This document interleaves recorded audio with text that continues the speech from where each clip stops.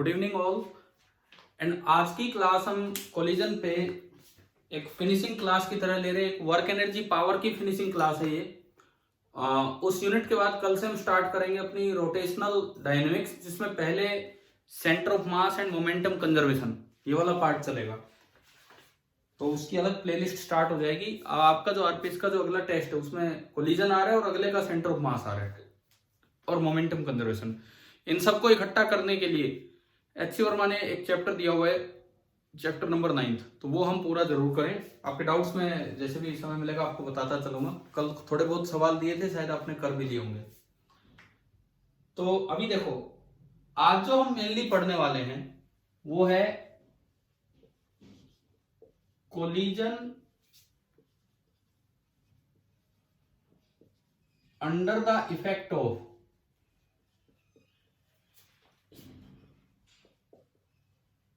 external impulsive forces. Collision under the effect of external impulsive forces। मतलब एक momentum conservation की equation लगाने में दिक्कत आएगी और कोई दिक्कत नहीं है। अगर आप कोलिजन इस तरह का देखोगे जिनमें एक्सटर्नल फोर्स इंपल्सिव है, दो कोलाइडिंग बॉडीज उनके अलावा जो बाहर से फोर्स लग रहा होगा उन पे, वो कोलिजन में इंपल्सिव फोर्स आ जाए। एक्सटर्नल फोर्स कौन से लगते हैं? जैसे दोनों बॉल्स का वेट, स्प्रिंग से बंधी हो स्प्रिंग फोर्स, रस्सी से बंधी हो टेंशन, ये एक्सटर्नल फोर्स है। कोलिजन का खुद का नॉर्मल रिएक्शन अलग है। तो सबसे पहली बात ये दिमाग में रखना कि if external forces are, external force तो आप समझ ही जाओगे सिस्टम पे कौन से हैं, कंजर्वेटिव। अगर एक्सटर्नल फोर्स कंजर्वेटिव हैं सच एज ग्रेविटी, ग्रेविटी का फोर्स या फिर स्प्रिंग फोर्स, इस तरह के अगर हैं तो ड्यूरिंग द कोलिजन वो सडनली चेंज नहीं होते हैं, तो दे आर नॉन इंपल्सिव। पहली बात तो ये कि अगर एक्सटर्नल फोर्स कंजर्वेटिव हैं तो इसका मतलब वो तो इंपल्सिव होंगे नहीं, तो वो तो नॉर्मल कोलिजन ही रखेंगे जैसा हम पहले पढ़ते रहे। लेकिन अगर मान लो एक्सटर्नल फोर्स कोई और आ जाए, टेंशन इन द रोप आ जाए, वो इंपल्सिव भी हो सकती है, नॉन इंपल्सिव भी, कैसी भी हो सकती है। If external force, if external forces are non conservative, if external forces are non-conservative, then they may be impulsive,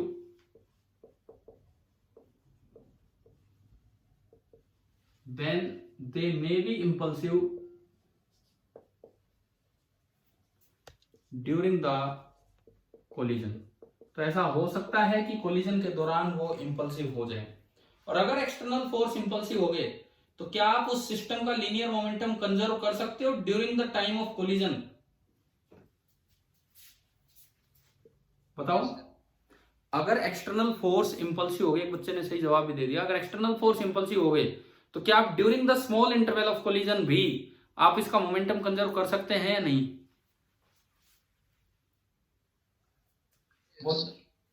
कर सकते हैं। बाहर से लगने वाला फोर्स इंपल्सिव है, इंपल्सिव फोर्स अगर होगा तो उस dt टाइम में भी बहुत बड़ा वो मोमेंटम चेंज कर सकता है। तो क्या आप इनिशियल सिस्टम का मोमेंटम और final momentum of the system को इक्वेट कर पाएंगे कि नहीं? नहीं कर सकते हैं। सुनो, if external forces are impulsive, if external forces are impulsive, अगर एक्सटर्नल फोर्स इंपल्सिव हैं, then momentum of the system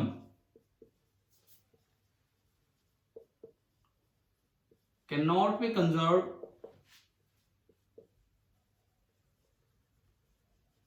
even during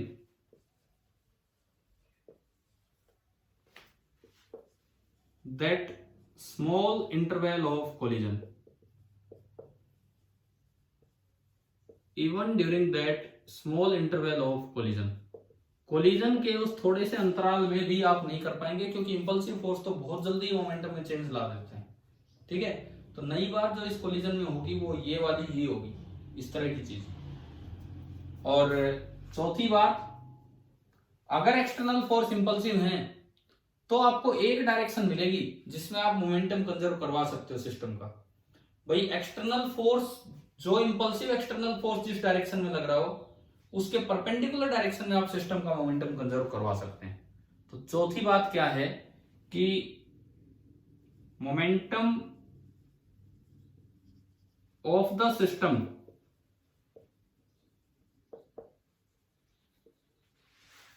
can be conserved, momentum of the system can be conserved in a direction perpendicular to, in a direction perpendicular to इसके अंदर ही आ लेते हैं, in a direction perpendicular to the line of action of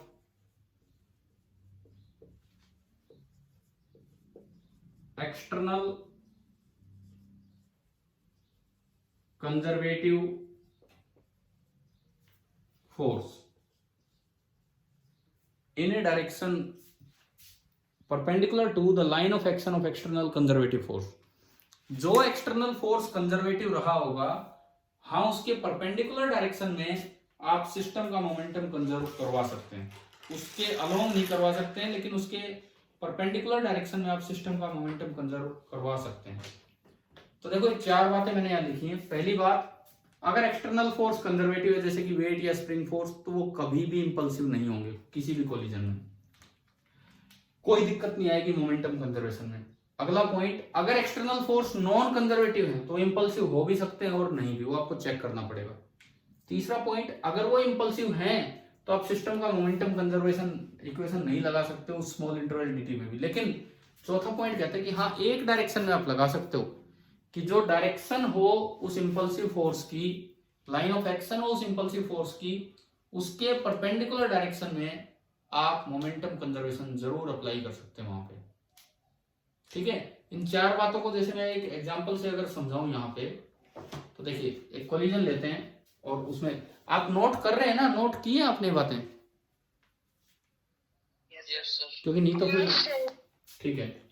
तो इसके बाद देखो,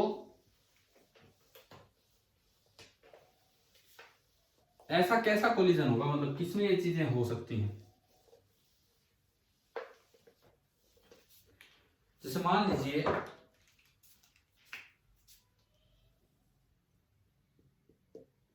ये एक बॉल है, बॉल का मास है m1 और रस्सी में टेंशन है T। ये बॉल आराम से यहां पे रुकी हुई है, इसको एक दूसरी बॉल आके टक्कर मारती है m2 इधर से यूं। अब देखो इनका आपस का जो फोर्स है वो तो इंटरनल है, वो तो इंपल्सिव है, डेफिनेटली इंपल्सिव है, वो तो इंपल्सिव है। भाई इसने इस पे लगाया नॉर्मल, बदले में इसने इस पे लगाया, डेफिनेटली वो तो इंपल्सिव है, कोई प्रॉब्लम ही नहीं है वो तो, है ना। लेकिन बात यह आती है कि अब अगर मैं और एक्सटर्नल फोर्स देखूं इस सिस्टम पे, तो और एक्सटर्नल फोर्स कौन कौन से हैं। एक तो है दोनों का वेट, इस पे m1g और इस पे m2g, एक तो दोनों का लगा वेट। एक और बचा बस रस्सी की टेंशन। एक्सटर्नल फोर्स तीन है केवल। अब चेक करो कि क्या कहीं कोई टक्कर के दौरान वो तो कोई इंपल्सिव नहीं हो गया है। कैसे? mg, हमने पहला पॉइंट क्या लिखा था आज, फर्स्ट पॉइंट ही क्या लिखा था,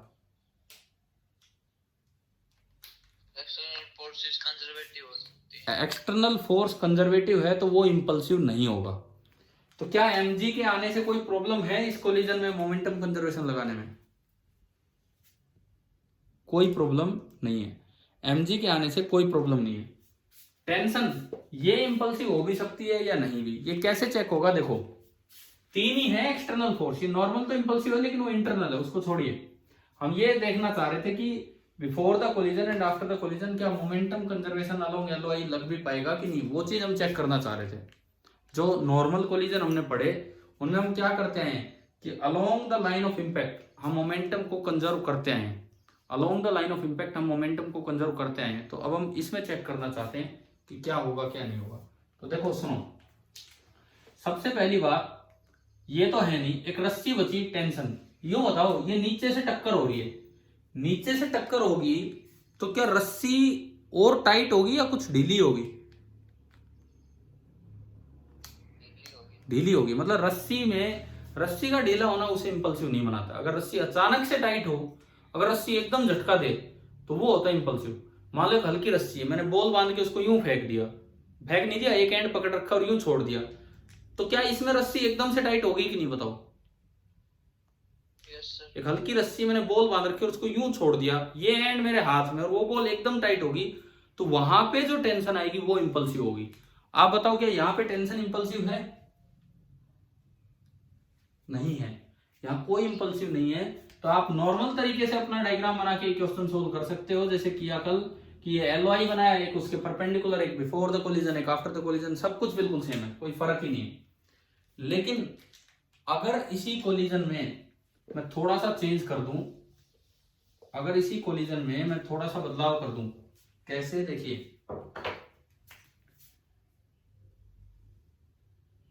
ये बॉल थी, बॉल यहां पे यूं लटकी हुई है, ठीक है, और हमने क्या किया, एक दूसरी बॉल को, ये m1 मास की बॉल है, ये पहली बॉल जो है इसका मास है m1, हमने क्या किया, एक दूसरी बॉल को यूं फेंक के मारा, यूं टक्कर दी इसने दूसरी बॉल ने m2 इधर की तरफ। दूसरी बॉल की वेलोसिटी ही इसके कॉमन नॉर्मल के अलोंग है, ये हमें दिया गया है। दूसरी बॉल की जो वेलोसिटी है वो इसके कॉमन नॉर्मल के अलोंग है और उसकी वेलोसिटी है u2 और ये रेस्ट पे है, तो u1 0 है। अब बताओ इस कोलिजन में जो एक्सटर्नल फोर्स बनेंगे, क्या उनमें से कोई इंपल्सिव हो रहा है कि नहीं? भाई इस कोलिजन में आपके 3 एक्सटर्नल फोर्सेज हैं, ये आपने सिस्टम बनाया, ये आपने सिस्टम बनाया, 3 एक्सटर्नल फोर्सेज हैं, कौन कौन से? m1g नॉन इंपल्सिव, एक मिनट देखता हूं, फुल है आवाज यहां से, तो बिल्कुल फुल है, नहीं सुनाई दे रही? अभी अभी बताओ, मैं तो फुल ही थी वैसे भी आवाज। कौन? एक बार देखो, अब बोर्ड पे ध्यान दो, और तुम्हें क्या करूं, ये m1g, ये m2g, और ये है रस्सी की टेंशन T। इस बार आप ये बताओ, टेंशन इंपल्सिव है कि नॉन इंपल्सिव? इस बार टेंशन इंपल्सिव और नॉन इंपल्सिव बताएं। इंपल्सिव। क्यों इंपल्सिव? क्योंकि रस्सी में एकदम से झटका आएगा जब ये बोझ ऊपर से आके यूं पड़ेगा, तो इसका मतलब इस बार टेंशन इंपल्सिव है। तो एक्सटर्नल फोर्स इंपल्सिव हो गया, तो क्या आप लाइन ऑफ इंपैक्ट के अलोंग मोमेंटम कंजर्वेशन लगा पाएंगे ड्यूरिंग द कोलिजन? बिल्कुल नहीं लगा पाएंगे, बिल्कुल नहीं लगा पाएंगे, ठीक है ना। तो ऐसे में आपको क्या करना होगा, अब यहाँ पे वो मोमेंटम कंजर्वेशन इक्वेशन तो फेल होगी, इस कोलिजन में वो मोमेंटम कंजर्वेशन इक्वेशन तो फेल होगी। मान लो ये आपको दिया है, the balls stick after the collision, टक्कर के बाद दोनों बॉल एक दूसरे से स्टिक कर गई, ये दिया है। तो देखो, स्टिक होते ही जैसे ही ये मोशन स्टार्ट होगा, रस्सी की लंबाई तो फिक्स है, नीचे तो बढ़ ही नहीं सकती है, रस्सी की लंबाई तो फिक्स है, तो ये जो बॉल चलना स्टार्ट करेगी जस्ट आफ्टर द कोलिजन, इधर चलना स्टार्ट करेगी परपेंडिकुलर डायरेक्शन में with some velocity v1, perpendicular direction में स्टार्ट करेगी विद सम वेलोसिटी v1। अब जो नॉर्मल डायग्राम आपका होता, जो नॉर्मल डायग्राम जो कल तक आप बनाते रहे हैं कोलिजन में, वो तो ये बनता कि भाई ये लाइन ऑफ इंपैक्ट है, तो ये आपका है लाइन ऑफ इंपैक्ट, ये वाली, ये जो है ना बिल्कुल इसके पैरेलल में बना रहा हूं कि ये तो आपकी होगी लाइन ऑफ इंपैक्ट। फिर हम बनाते थे इसके परपेंडिकुलर, एक हम बनाते थे इसके परपेंडिकुलर, लाइन ऑफ इंपैक्ट के परपेंडिकुलर, जस्ट बिफोर कोलिजन पहली बॉल m1 रेस्ट पे है 0 0, m2 की वेलोसिटी दे इस डायरेक्शन में रखी है, m2 इधर आ रहा है u2 से, ठीक है। आफ्टर द कोलिजन दोनों चिपक के चलेंगे तो दोनों सीधे चलने लगे, तो जो m2 है वो भी आगे चल रहा है, वेलोसिटी उसकी भी v1 ही है क्योंकि चिपक के चल रहे हैं, और m1 है वो भी आगे चल रहे हैं और वेलोसिटी उसकी भी v1 ही है। एक बार बताओ क्या ये जो पुराना तरीका था हमारा कोलिजन को देखने का, क्या ये वाला मेथड आपको दिख गया, समझ आ गया? हाँ भाई बोलो। Yes sir. ठीक है, सपोज ये एंगल आपको दे रखा हो क्वेश्चन में कि भाई ये 60 डिग्री पे जाके बॉल टकराई है, या मैं कहूं कि 53 डिग्री पे जाके बॉल टकराई है, 53, तो ये एंगल 53, तो ये भी 53,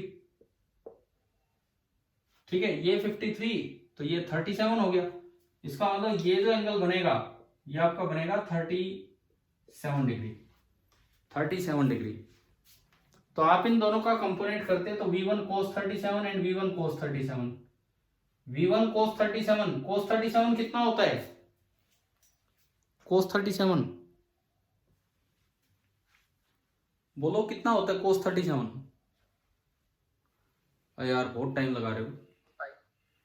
cos 37 डिग्री की वैल्यू बताएंगे? 4/5। तो ये इसकी वेलोसिटी 4/5 v1 और ये इसकी वेलोसिटी भी 4/5 v1। अब आमतौर पे जब हम सवाल करते हैं तो हम मोमेंटम कंजर्वेशन लगा लेते हैं अलोंग LOI। ये m1 रेस्ट पे था तो m2 into u2 plus m1 into 0 बराबर m2 into 4/5 v1 plus m1 into 4/5 v1। तो उधर से v1 कॉमन, 4/5 भी कॉमन, और ये बचा m1 plus m2 is equal to m2 u2, और मेरे पास v1 आ गया 5/4 m2 u2 upon m1 plus m2। मैं कुछ वैल्यूज मान लेता हूं। मैंने माना कि m1 है 2 kg,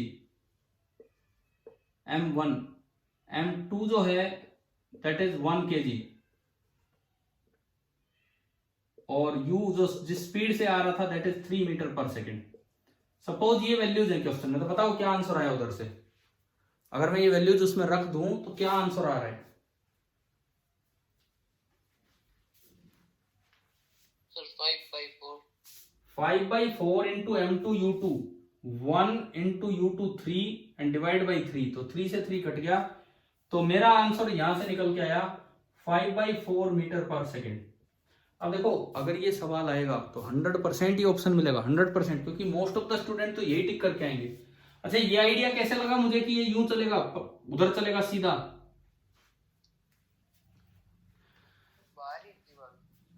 क्या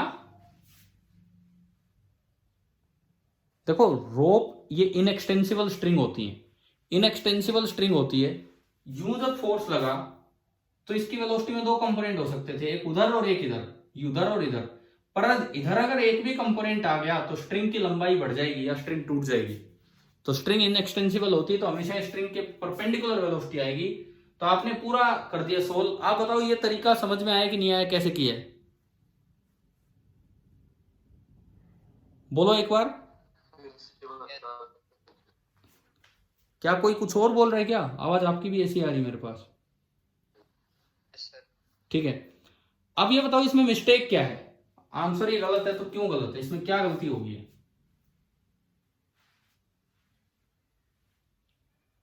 हमने तो अपना कल वाला पूरा तरीका लगा लिया, फिर इसमें गलती कहां होगी?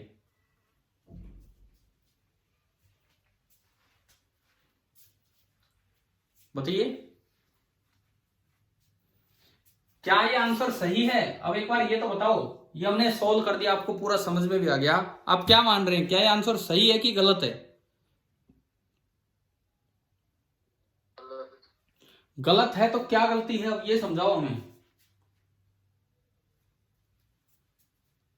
ठीक है, आप सभी कह रहे हैं कि गलत है, गलती क्या है ये बताओ, क्यों गलत है? गलती ये है, गलती ये है कि एक्सटर्नल फोर्स, इंटरनल नॉर्मल है वो एक अलग चीज है, वो इंटरनल है। अगर एक्सटर्नल फोर्स खाली वेट होते या स्प्रिंग फोर्स होते या रस्सी इंपल्सिव नहीं होती तो कोई दिक्कत नहीं थी, लेकिन ये जिस तरह की टक्कर है, एक्सटर्नल फोर्स ही आपका इंपल्सिव बन गया है। एक्सटर्नल फोर्स इंपल्सिव बनने की वजह से ये जो कोलिजन है ये आपका मोमेंटम कंजर्वेशन को फॉलो नहीं कर पाएगा। क्यों नहीं कर पाएगा? आप जिस डायरेक्शन में मोमेंटम कंजर्वेशन लगा रहे हैं, आप अलोंग एलओआई मोमेंटम कंजर्वेशन लगा रहे हैं, और एक एक्स्ट्रा इंपल्सिव फोर्स बैठा है वो इधर है। एक्स्ट्रा इंपल्सिव फोर्स बैठा है इधर, टेंशन इधर। क्या उसका कंपोनेंट इस लाइन में जीरो है कि नॉन जीरो है? क्या टेंशन इस लाइन के परपेंडिकुलर है एलओआई के?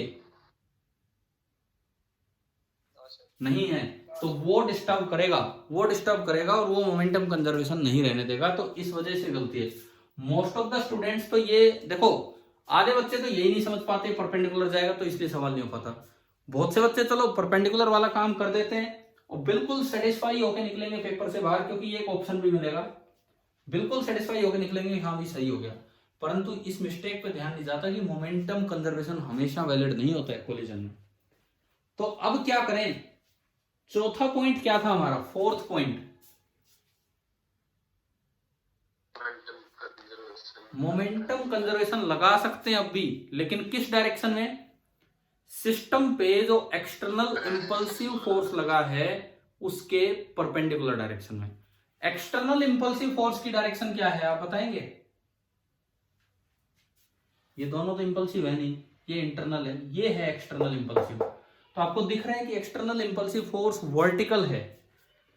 Since external impulsive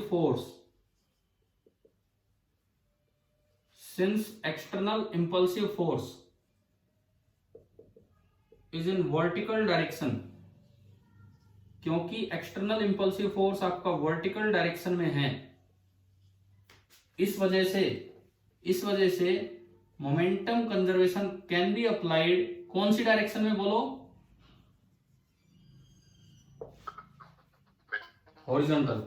can be applied in horizontal direction. जिधर एक्सटर्नल इंपल्सिव फोर्स है उसका असर परपेंडिकुलर डायरेक्शन में बिल्कुल नहीं होगा।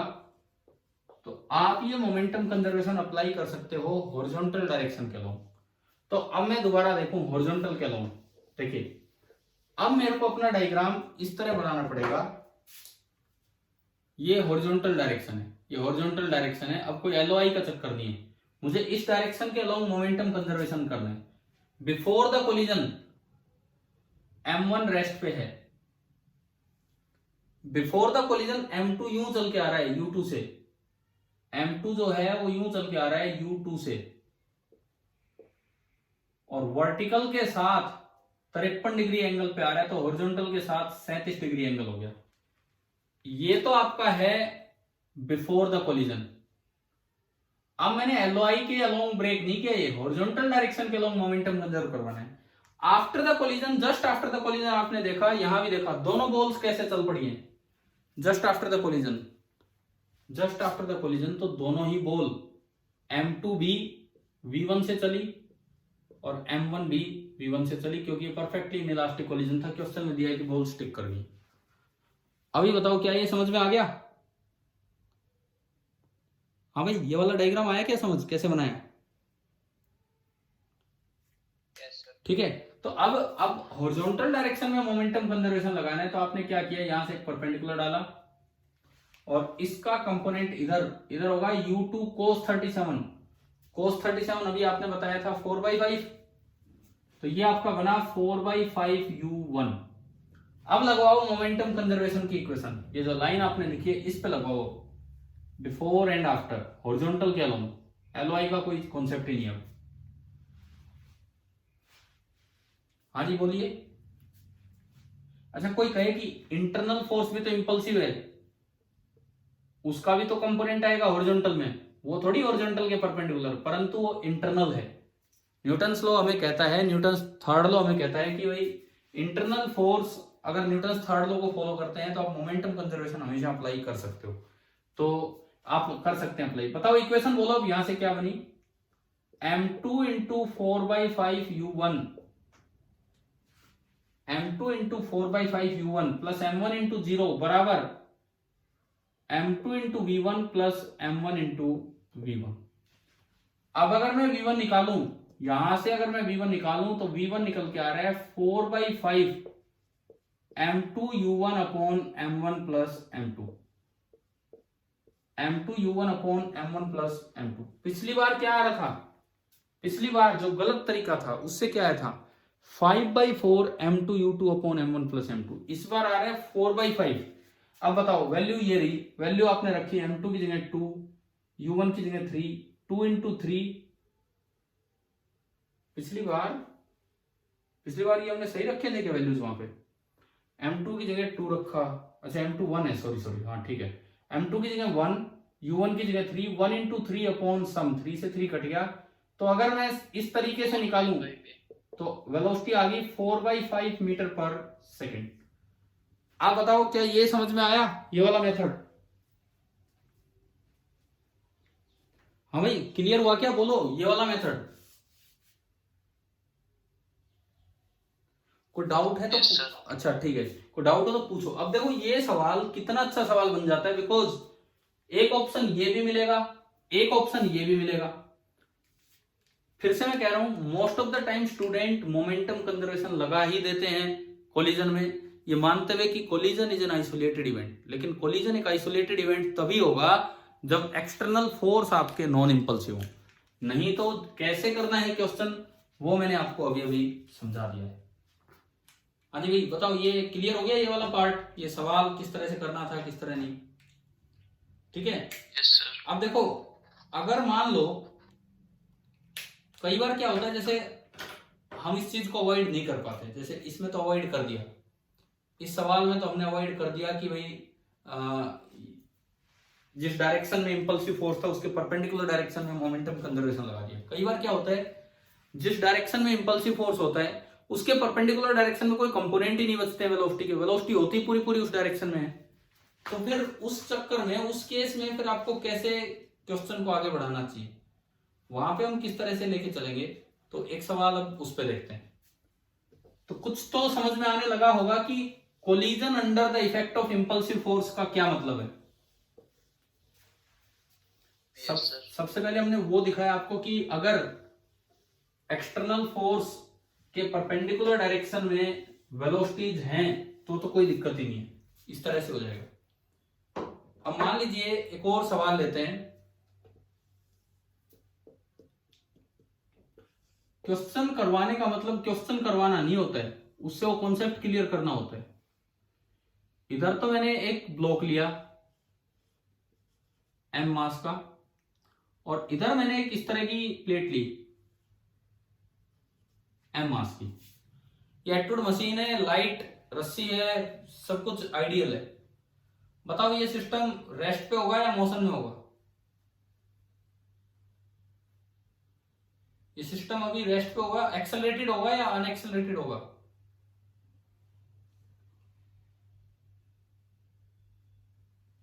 हाँ जी बोलिए। अनएक्सेलरेटेड, क्योंकि दोनों साइड मास बराबर है, ठीक है ना। अब क्या होता है कि ऊपर से कोई पार्टिकल आता है,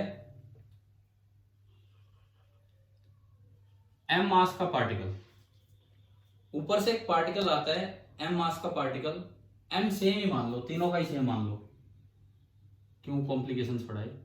और ये आके इसके टक्कर मारता है, और जब ये टकराता है तो जस्ट बिफोर द कोलिजन इसकी स्पीड दी है u, आपको ये दिया गया है जस्ट बिफोर द कोलिजन इसकी स्पीड u है।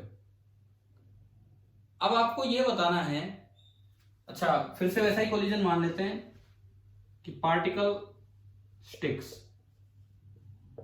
ये पार्टिकल इसके चिपक जाता है, ये हमें दिया गया है।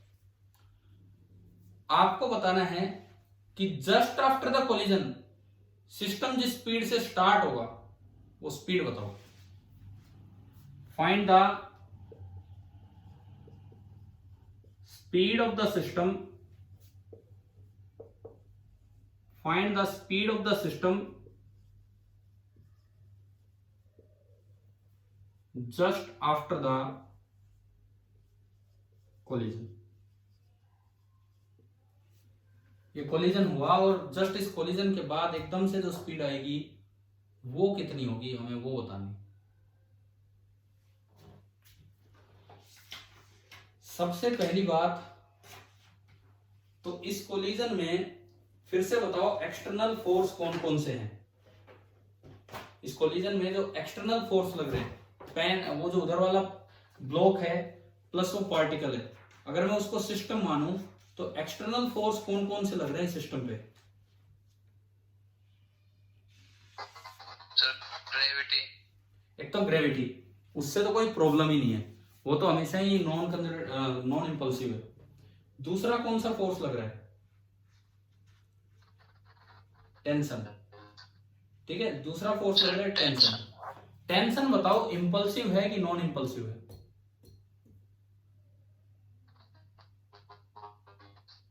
नहीं, एक और मेरे को आवाज सुनाई नहीं दी आपकी। इस क्वेश्चन में जो टेंशन है, दोबारा बोलो, कैसी है? Impulsive non impulsive. Non impulsive. क्योंकि रस्सी में झटका नहीं आएगा जब ये ऊपर से आके टकराएगा तो। भाई अगर नीचे की तरफ से टकराता है तो रस्सी में एकदम झटका नहीं आता, अगर ऊपर की तरफ से टकराता है तो क्या रस्सी में अचानक से खिंचाव बढ़ेगा कि नहीं बताओ?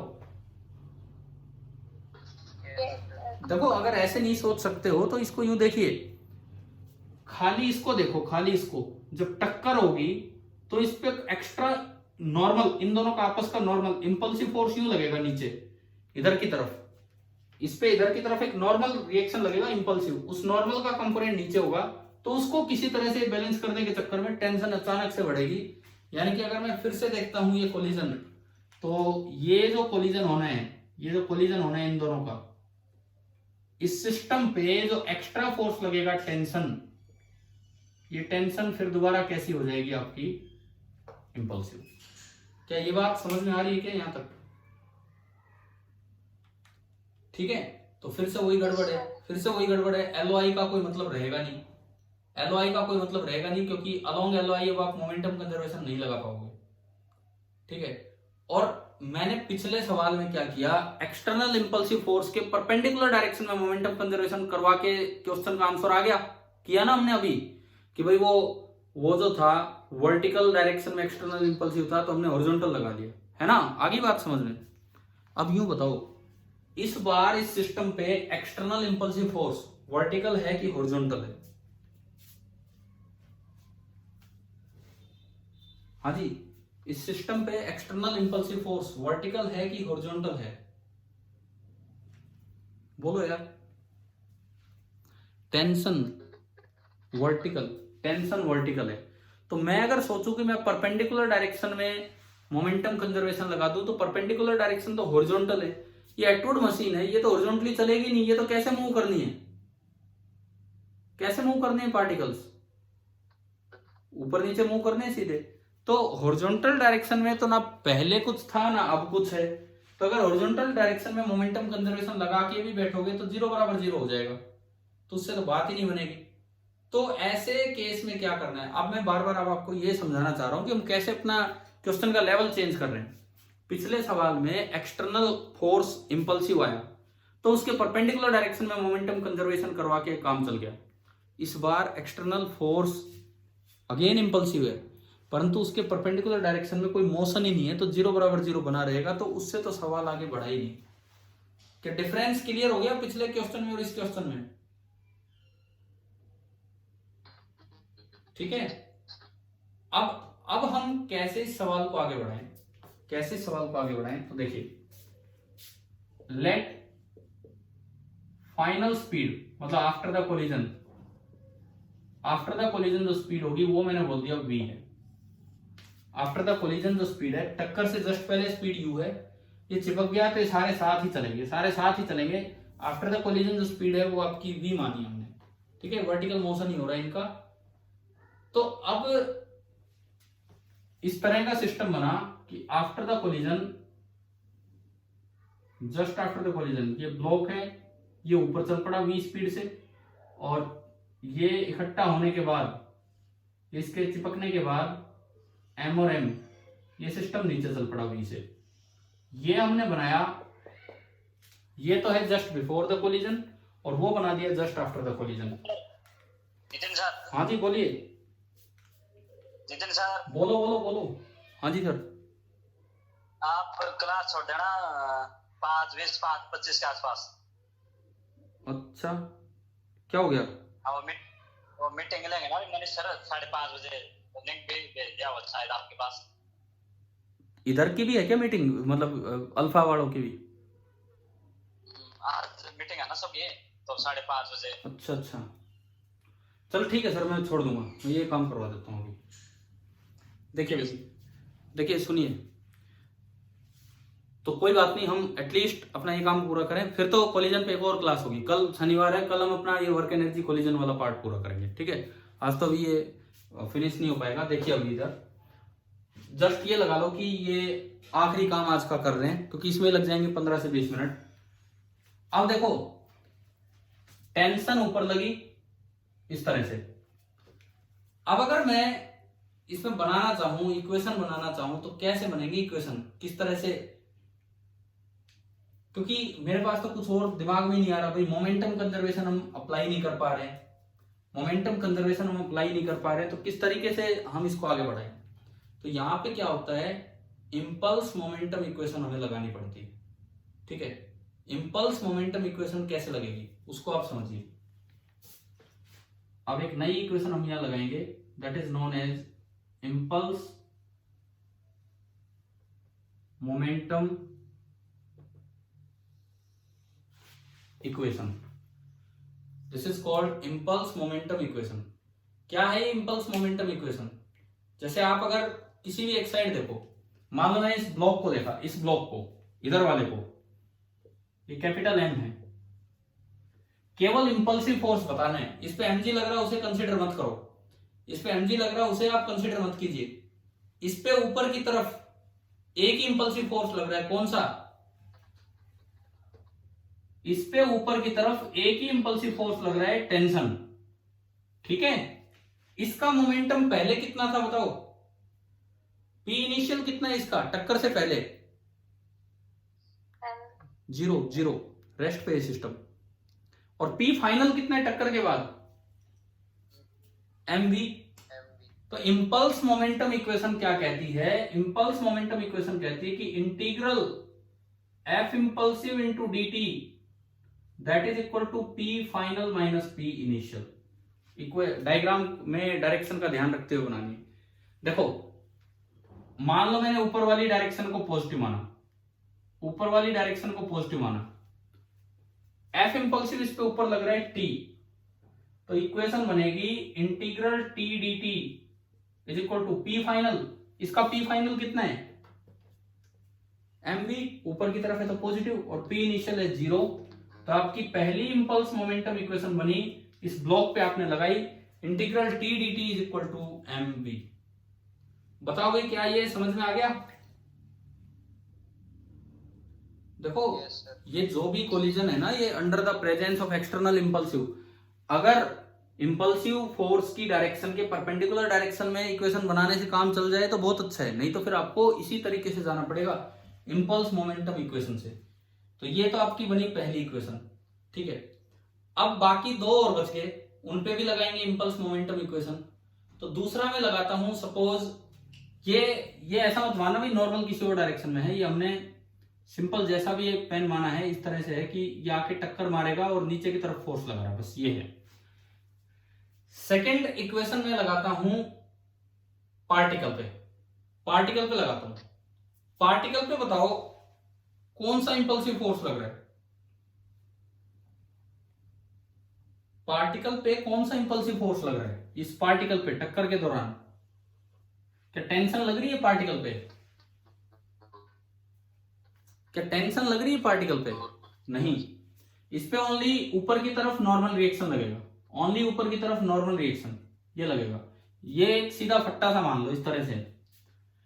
अब आप ऊपर वाली डायरेक्शन को पॉजिटिव ले लीजिए, ऊपर वाली डायरेक्शन को पॉजिटिव ले लीजिए, तो इस पे इक्वेशन बनेगी इंटीग्रल एन डी टी बराबर, इंटीग्रल एन डी टी बराबर P final minus P initial. P final बोलो, इसका पी फाइनल कितना है? टक्कर के बाद ये पार्टिकल नीचे चलने लगा v स्पीड से, तो पी फाइनल कितना है इसका? एमवी नहीं है यार, ध्यान से बोलो, मैंने ऊपर वाली डायरेक्शन को पॉजिटिव ले रखा है। पी फाइनल कितना है? Minus M we. आ रहा है क्या समझ में? जिधर इंपल्सिव फोर्स लगे, जिधर इंपल्सिव फोर्स लगे उस डायरेक्शन को आप पॉजिटिव लीजिए। तो ये आपका हो गया minus M we.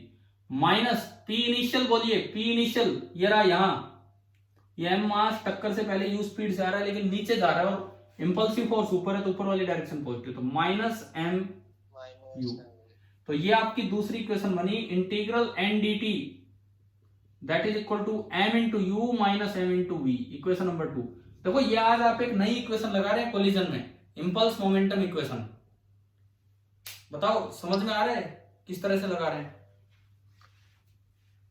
Yes sir. तो अब एक बचा है तीसरा, ये पेन बोल दो कुछ बोल दो इसको, अब इस पे लगानी है इंपल्स मोमेंटम इक्वेशन। देखो एक मैंने ये लगा ली नंबर 2, एक मैंने ये लगा ली नंबर 1, अब एक बचा है इस पे कैसे लगाएं। इस पे दो दो इंपल्सिव फोर्स लग रहे हैं, इस पे दो दो इंपल्सिव फोर्स लग रहे हैं। इस पे मैं अगर बनाऊं, बताओ कौन कौन से भाई? एक तो नीचे की तरफ नॉर्मल रिएक्शन और ऊपर की तरफ टेंशन। ठीक है, आपका मन करे उस डायरेक्शन को पॉजिटिव मानो क्योंकि दो दो फोर्स लग रहे हैं। मैंने मान लिया कि लेट नीचे वाली डायरेक्शन जो है वो पॉजिटिव है। हमने यूं मान लिया कि जो नीचे वाली डायरेक्शन है वो आपकी पॉजिटिव है। तो एक बार बताओ इस पेन, ये जो भी पार्टिकल है, पार्टिकल के नीचे जो ब्लॉक है, पहले रेस्ट पे था तो पी इनिशियल कितना इसका? 0। पी फाइनल एम बी की minus M B? P final M B, नीचे वाली डायरेक्शन पॉजिटिव। अब देखो, अब इसकी तीसरी इक्वेशन क्या बनेगी? Integral F impulsive D T. F impulsive, नीचे वाली डायरेक्शन पॉजिटिव है तो एफ इंपल्सिव होगा एन माइनस टी। अगर ऊपर वाली पॉजिटिव होती तो टी माइनस एन, वो आपके हाथ में है। तो तीसरी इक्वेशन बनेगी N minus T integral N minus T D T is equal to P final minus P initial that is M B, equation number 3। आप बताओ कि आपको 3 बार इंपल्स मोमेंटम इक्वेशन बनानी आ रही है? Yes sir. ठीक है, अब इनसे मुझे सिंप्लीफाई करना है, इनसे मुझे सिंप्लीफाई करना है, v निकालना है। तो भाई इसको अगर मैं अलग अलग कर लूं, क्या क्या क्या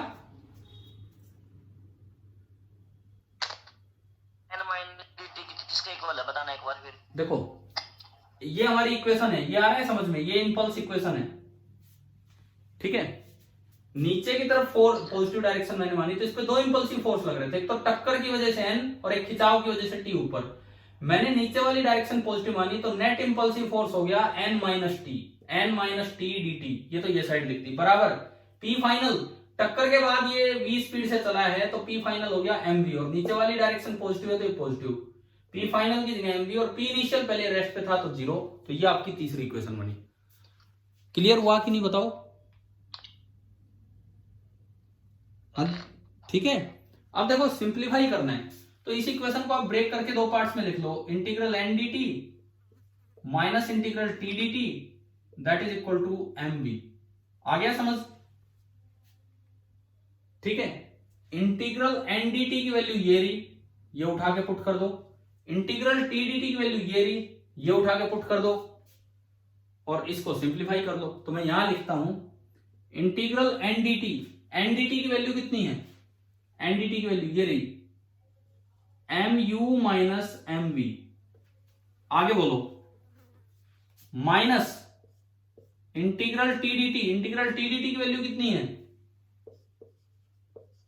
minus M V is equal to, उधर फिर से बैठा है M V minus M V minus M V, उधर गए तो ये बन गया 3 एम वी, और m से m कैंसिल, और आपका v निकल के आ गया u बाई 3। आप बताओ क्या ये इंपल्स मोमेंटम इक्वेशन समझ में आई कि नहीं आई, कैसे लगाइए? देखो ये कोलिजन बहुत अच्छे कोलिजन्स की कैटेगरी में आते हैं क्योंकि यहां तो गलतियों के चांसेस भरे पड़े हैं। अब ठीक है, ये स्पीड आ गई, सवाल और भी आ सकता है, और क्या पूछ सकते हैं आपसे? इंपल्स ही पूछ ले, सपोज कीजिए ये ठीक है भाई, आपने स्पीड तो निकाल दिया, आपसे पूछ लिया find the impulse of tension in the string, find the impulse of tension in the string. तो बताओ इंपल्स ऑफ टेंशन कितना होगा, ये रहा, इस इक्वेशन का यूज करो। इंपल्स ऑफ टेंशन का मतलब है इंटीग्रल टी डी टी। तो अगर आपसे पूछा जाता है इंपल्स ऑफ टेंशन जे, जे हम उसको सिंबल देते हैं, तो इंटीग्रल टी डी टी, तो बताओ क्या आंसर होता है इसका, इसी क्वेश्चन में v की जगह क्या रख देते हैं हम, u/3। तो इंपल्स ऑफ टेंशन निकल के आ गया mu/3। समझ में आया इंपल्स कैसे लिखना है? बताओ भाई, क्लियर हो रहा है? ठीक है, नहीं हुआ क्या, समझ में नहीं आया इंपल्स कैसे लिखा है?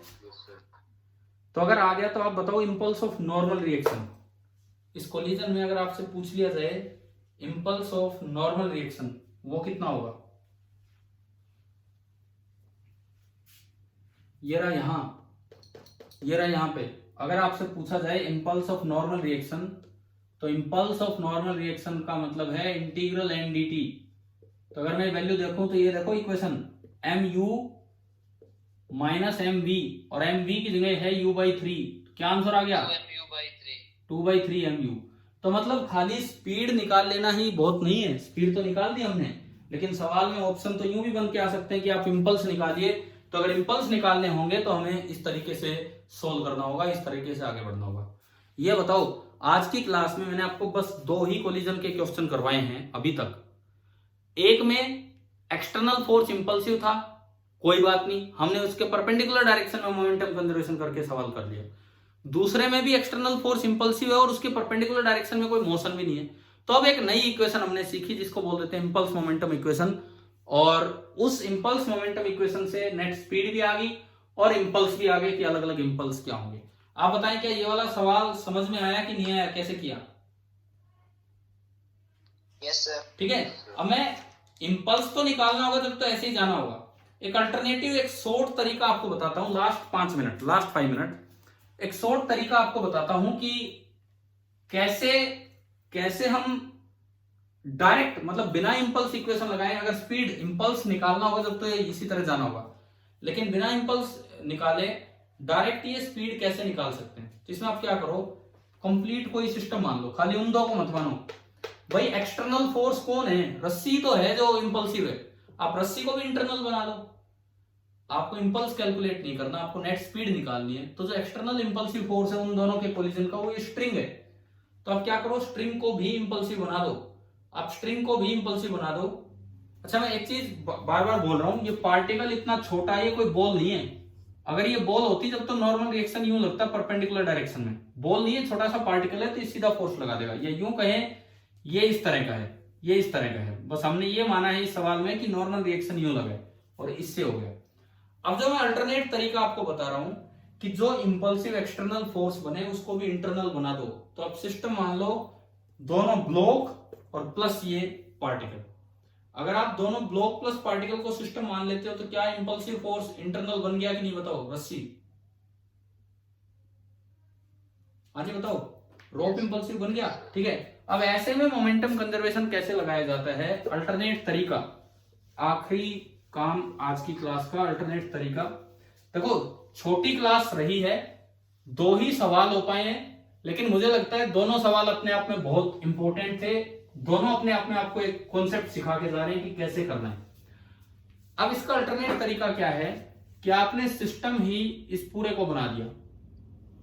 इधर ये ब्लॉक मास m रेस्ट पे था, इधर ये और ये particle. Just before the collision particle नीचे आ रहा है with some speed v, u, and just after the collision हम कह रहे हैं कि ये सब चल पड़े। देखो ये जस्ट आफ्टर द कोलिजन है, अगर ज्यादा देर के बाद देखोगे जब, तो ग्रेविटी की वजह से एक्सेलरेशन होगा और कुछ चेंज हो जाएंगे। जस्ट आफ्टर द कोलिजन ये v से चला, ये पूरा मास 2m है और इधर m है, और ये भी v से ऊपर चला। अब ये v बहुत देर तक नहीं रहनी है, कारण क्या है, ये कैथोड मशीन बन गई तो इसमें एक एक्सेलरेशन है m2 - m1, upon m2 plus m1 into G. तो इस सिस्टम में एक एक्सेलरेशन है g/3, तो स्पीड धीरे धीरे तो चेंज होंगी, वो तो समझ गए कौन सा फॉर्मूला लगाया है, m1 minus m2 upon m1 plus m2 into G. तो स्पीड तो चेंज होंगी, लेकिन हमें तो बताना है जस्ट आफ्टर द कोलिजन, तो हमें तो इस चक्करबाजी में चलना ही नहीं है कि बाद में क्या होगा, उस पर तो जाना ही नहीं है। अब आप पूरे को सिस्टम मानते हुए along the string momentum conservation लगा दो। अलोंग द स्ट्रिंग कैसे, अलोंग द स्ट्रिंग कैसे लगाना है सुनिए, ऐसे इस डायरेक्शन को पॉजिटिव मानना है। कभी न्यूटन्स लॉ के समय मैंने आपको एटवुड मशीन में along the string Newton's law लगाना सिखाया था कि डायरेक्ट एक्सेलरेशन निकलती है एटवुड मशीन की उससे, नहीं तो हमें 2 बार इक्वेशन बनानी पड़ती थी। तो देखो अलोंग द स्ट्रिंग कैसे लगाएंगे, ये चल नहीं रहा, P initial along the string m into 0, ये चल नहीं रहा m इंटू 0, और वो इसी डायरेक्शन में चल रहा है तो m इंटू यू, तो ये आ गया mu। अब P फाइनल, पहला पार्टिकल क्योंकि रस्सी से बंधी है तो स्ट्रिंग कंस्ट्रेंट से अगर ये v से चला तो ये भी v से, तो ये अलोंग द स्ट्रिंग ही है, पॉजिटिव डायरेक्शन है, तो ये भी पॉजिटिव और ये भी पॉजिटिव। ऐसे में आपको यूं नहीं करना होता अपवर्ड पॉजिटिव डाउनवर्ड नेगेटिव ना, along the string positive, along the motion, तो mv plus 2m into V, तो ये आपका बन गया 3m इंटू वी। अब आप क्या करो, मोमेंटम कंजर्वेशन लगा दो, क्योंकि आपने स्ट्रिंग को इंटरनल बना दिया, तो mu is equal to 3mv, और यहां से भी आ गया u/3। फिर ये तो इस एक पर्टिकुलर सवाल के लिए कि ऐसे भी आप कर सकते थे, लेकिन जो ज्यादा अच्छा कॉन्सेप्ट है वो है इंपल्स मोमेंटम इक्वेशन। क्या वो इक्वेशन बनानी समझ में आ गई आपको? ठीक है, ये एक शॉर्टकट तरीका है, एक शॉर्टकट तरीका है, एक अल्टरनेट तरीका है। कभी ये सवाल आए तो आप इस तरीके से भी देख के चल सकते हैं। चलिए, तो आज तो समय इतना ही था। कोलिजन ऑलमोस्ट मैं आपको कॉन्सेप्ट दे चुका हूं, लेकिन अभी एक और क्लास, कल लास्ट फिनिशिंग क्लास होगी वर्क एनर्जी एंड कोलिजन पे। Thank you.